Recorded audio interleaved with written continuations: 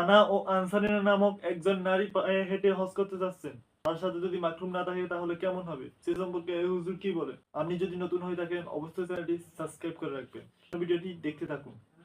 সানা আনসারী নামে একজন নারী মহারাষ্ট্র থেকে সফর করতে করতে সে আল্লাহর ঘর পর্যন্ত যাবে। সানা আনসারী নামে যে নারী যাচ্ছে, আপনারা নিশ্চয়ই দেখতে পাচ্ছেন তার নিজস্ব একটা ফেসবুক পেজ আছে।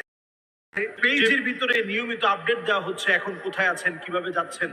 যিনি যাচ্ছেন পায়ে হেঁটে এই যাওয়ার পথে এই লম্বা পথ পরিক্রমা পাড়ি দিয়ে যেতে হবে। তাকে যেতে হলে যাওয়া লাগবে প্রতিদিন 25 কিলোমিটার হেঁটে। একজন নারী 25 কিলোমিটার প্রতিদিন হাঁটবে।